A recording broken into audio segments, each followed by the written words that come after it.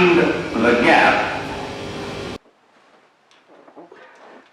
Every so often I like to make a video on matters in Scottish education, and this is one such video. In 2014, the Joseph Rowntree Foundation, this is a foundation committed to reducing poverty. This organisation commissioned a couple of academics, educational experts, to write a report. The report was called Closing the Attainment Gap in Scottish Education.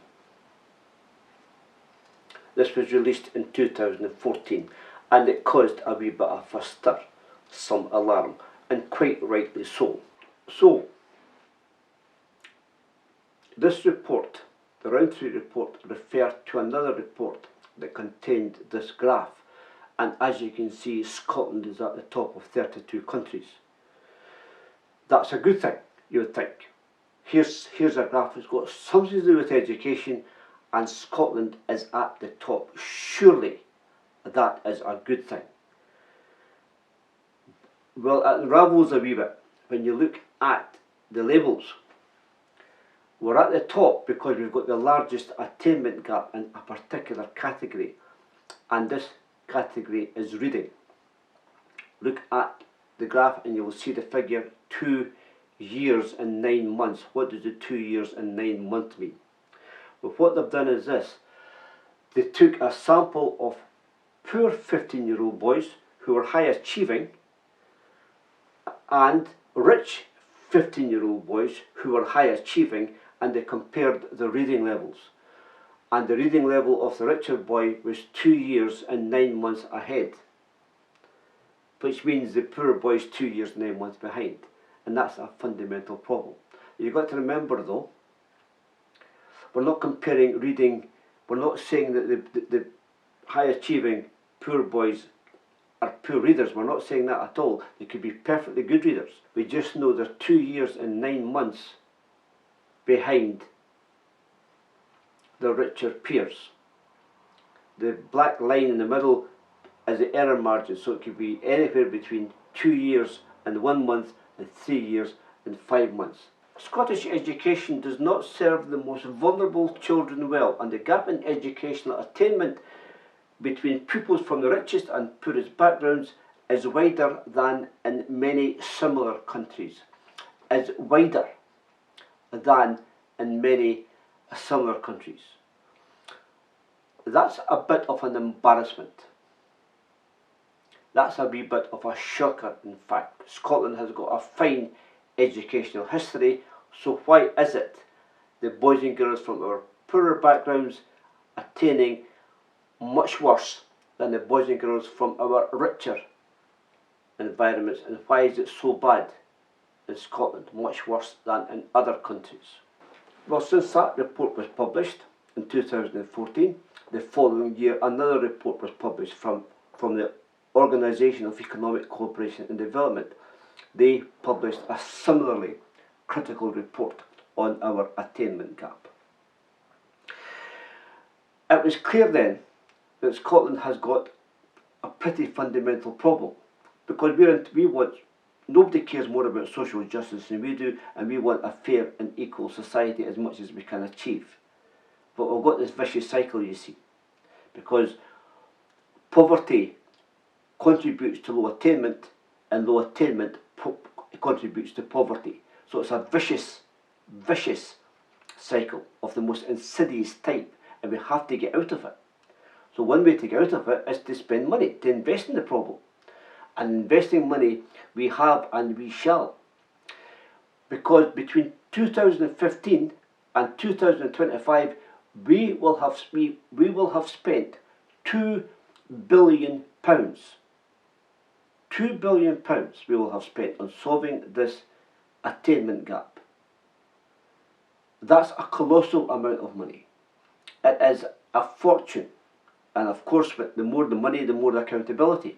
And this is where our democracy comes in. We have a committee that examines these things and questions key players and how this money has been spent and what has happened so far. The committee is called Education, Young People and Children's Committee. And They have been exercising this problem for the past 6 weeks or so. They've been meeting once a week discussing key players. For example, directors of education were invited in. Officials from Education Scotland, a support agency, were invited in.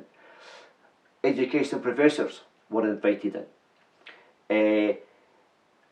Representatives from Scotland's professional organisations, for example unions, were invited in. And latterly, Scottish ministers themselves were invited in to discuss this problem with members of the committee so they could ultimately write the report.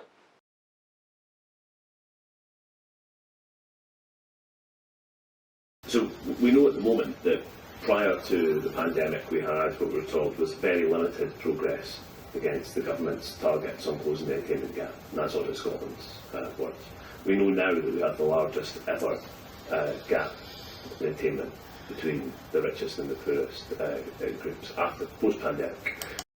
Thank you for that. And on the last point, closing the poverty-related attainment gap, well, clearly the pandemic has an impact on this as well, but we're not really making any progress on this. In fact, the latest measurements are washed, right?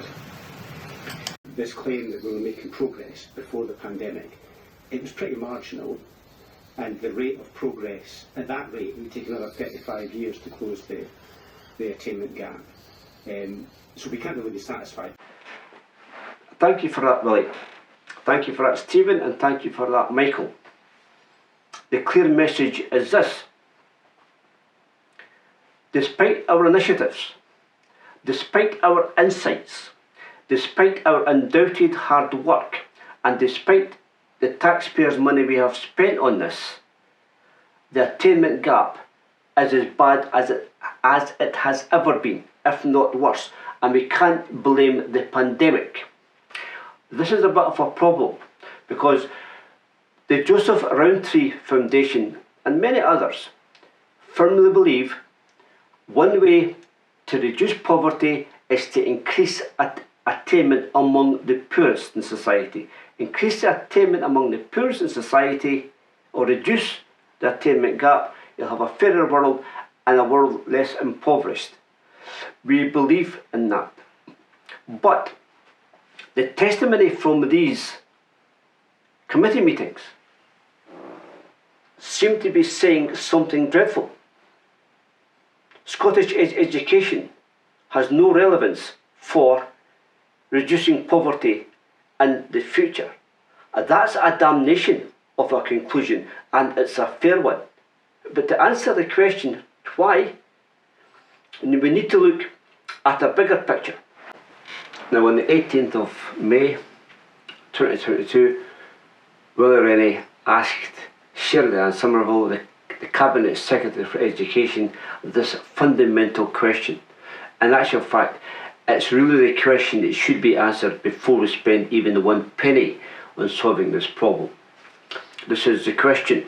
Yes, thanks, Cabinet Secretary. I'm interested in how we got to this. What's your assessment as to why the poverty-related attainment gap is so wide? Now, that's a great question. It's a fundamentally important question. In fact, it's a question that has to be answered before we spend even one penny on trying to solve this problem. I've noticed in my career in education, negative statistics come through about young Scots ill-prepared for the world of work. So we need to find a solution for that. Young Scottish working class boys and Scottish working class girls having very, very poor levels of mental health. So we need to find a solution for that. Those statistics are very, very poor indeed for Scotland. So we need to find a solution for these things. But before we do, we need to ask why it's happening in the first place and why it's so bad in Scotland. This is what Willie Rennie is getting at. I think poverty-related attainment gap is something that you'll see across many different countries. It's not something that's specific to Scotland. Right now, we know poverty exists all over the world, and we know we've got poverty-related attainment gaps all over the world. But Scotland has the worst Shirley-Ann, Scotland has the worst. This is what Mr. Rennie is getting at. Why is it so wide in Scotland? Before we can answer, before we do anything, we need to have a good idea of what the answer might be. Well, I'm not finished with this team quite yet. It is a team and other related teams I am bound to return to, and I shall return to them. This is only the first video on this particular theme. Thanks for watching the Young Scottish Physicist.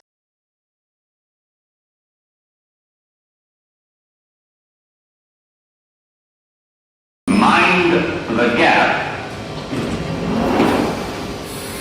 Mind